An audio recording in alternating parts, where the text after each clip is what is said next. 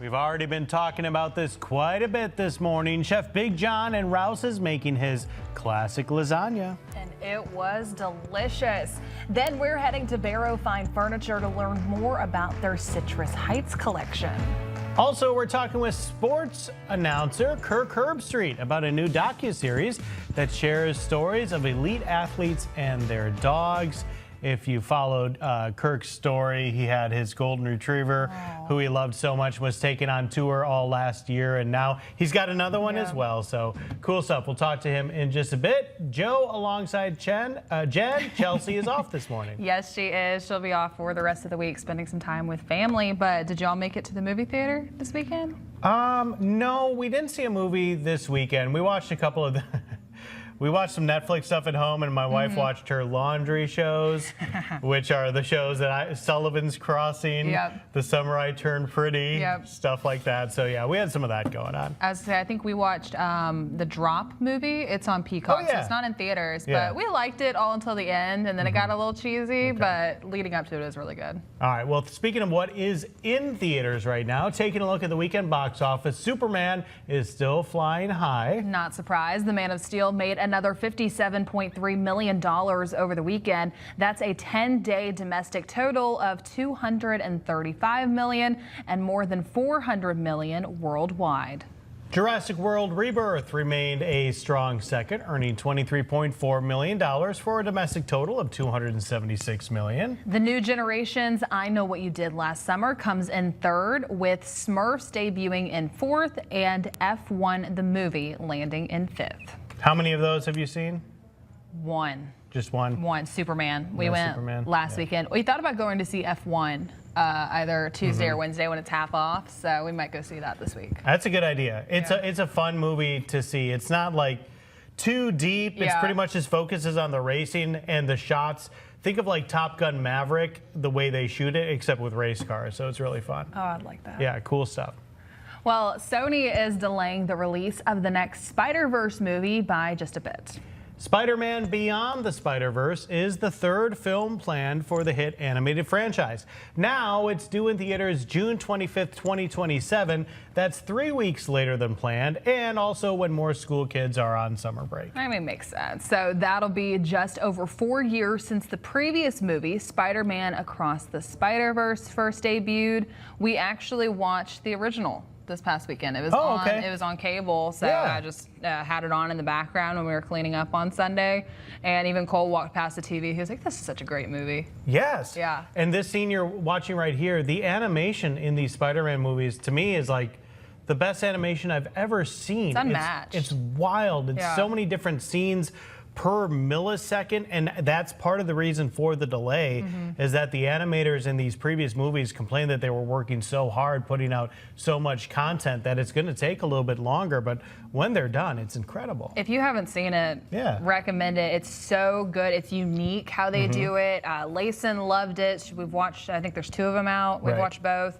And it also incorporates some of the comic book style into it with how they talk and everything. And a great soundtrack. I always know that you talk about the soundtrack on it. That was great too. Great stuff for sure. This is the exact opposite of hand-drawn animation though. Netflix says it uses generative artificial intelligence for the first time in one of its original shows. The streaming service used generative AI to show a building collapsing in Buenos Aires, Argentina. It was used in The Eternaut, a Netflix original released in Argentina earlier this year. So Netflix says visual effects were completed about 10 times faster with generative AI than with existing visual effects and workflow. The company's CEO, Ted Sarandos, said the shot wouldn't have worked any other way because of the budget for the show. Okay, Netflix says that it's the first use of generative AI in one of its products. The streaming giant says it plans to use generative AI to produce ads for the ad tier subscription. So we had Tyler Perry about a year ago talking about how he had plans for a nearly billion-dollar movie production studios in the Atlanta area, which is still moving forward, but he said he realized he could cut the cost by about 4/5 by not doing some of the things they had planned because of the advancements in AI. See, there's times where I appreciate AI Right. and I've been utilizing it, and then there's times where I don't want it. And I think this is one of those. Someone compared the Avengers Endgame, once they all start to disappear, how quickly they could make it with AI, and it just didn't look the same. So Right. yeah, they could do it quicker, they could do it cheaper. It didn't quite look the same. I'd be curious to see what this clip looks like, but just, I don't know. I know it's time to get with the future. But if they're going to make it cheaper for us too. I like that. Yeah, cut down the costs for us if you're going to cut down those costs. That's what people are debating, right? Well, all these Yeah. things, not just in the movie world, but all the AI uses in all of the world, will they make things cheaper for us in the future? Because if they use all that and then it doesn't get cheaper, Yeah. then we're all in for some big hurt. So hopefully that happens. That's exactly right. Well, drink up in style with an $8,000 martini. This pricey martini is sold at an Italian restaurant in the Hamptons in New York State. It's on the menu as Rocks on the Rocks. It's called that because dripping from the olive garnish is a 5-carat diamond tennis necklace. A jeweler came up with the idea because he thought the martini would be a nice way to deliver the piece of jewelry. Okay, so he says they've sold about 6 of the martinis so far. And there's a twist. When you pay $8,000 for the drink and the necklace, $1,000 goes to a charity of your choice. That's cool. Not that I don't try to be charitable, I know. but I'd rather just have my $1,000 Yeah.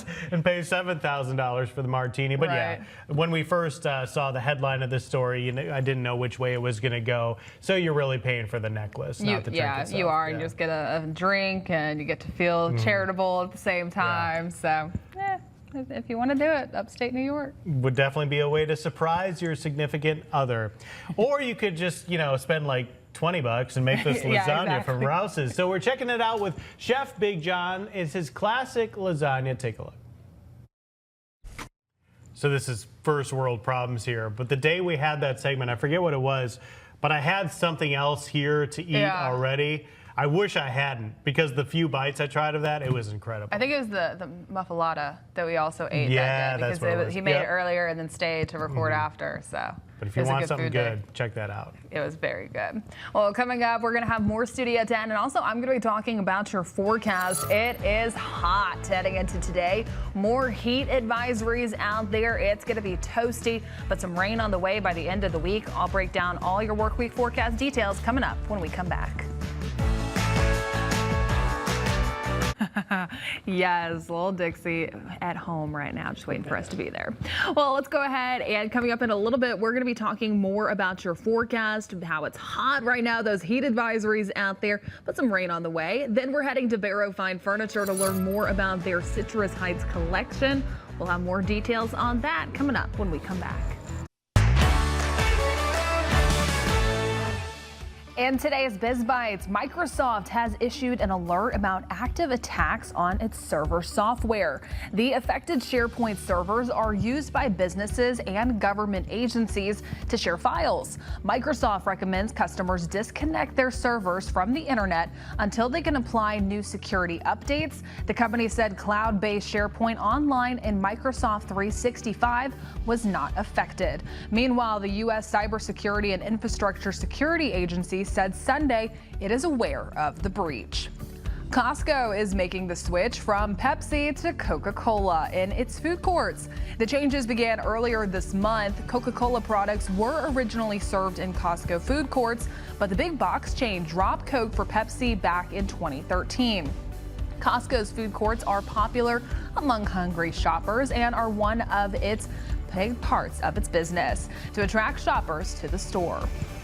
WorldAtlas.com lists the top 10 places that it calls the, quote, unhealthiest fast food chains to eat if you stop in for a typical full meal. The ranking is based on calories, fat, and sodium content. In the top 5, Wendy's takes the top spot for a Baconator meal with fries and a medium frosty, clocking in at 2,160 calories. Number 2, Sonic's cheeseburger combo with medium tots and a cherry limeade. That's 1,600 calories. The rest of the top 5 unhealthiest meals come from Taco Bell Dairy Queen, and KFC. Sounds like some of the popular spots for some of those road trips, Joe. Yeah, we'll have to keep all of that. McDonald's isn't on it, though. McDonald's, it's one of those things where you can find healthy choices, though, wherever you go. So just look it up. Look at the numbers. That's right. Researchers got a surprise when they were searching for one historic shipwreck in a Wisconsin river, but they found another one instead. So underwater archaeologists were using high-resolution sonar mapping tech to scan the bed of the Fox River in hopes of finding the remains of the Berlin City, a steamship that sank in 1870. As the scanner surveyed rocks and debris along the bed, suddenly a boxy hull came into view. However, its shape and size led researchers to believe it wasn't the Berlin, but instead the possible resting site of the long-lost L.W. Crane, a steamer that caught fire in 1880. Wow, so the team shared their findings on social media, saying the fun of archaeology is sometimes you find something you weren't even looking for. All right, so that's where I grew up. I grew up along the Fox River, but I've never heard of either of these ships before. So you learn something new every day. Cool stuff. Hey, check this out. We're getting ready for some cool stuff in the kitchen. We have crab cakes coming up in our 10 a.m. hour. It smells delicious in here. We'll have more details on that, plus some other fun stuff happening across the Gulf Coast. We'll be back with a whole nother hour after this.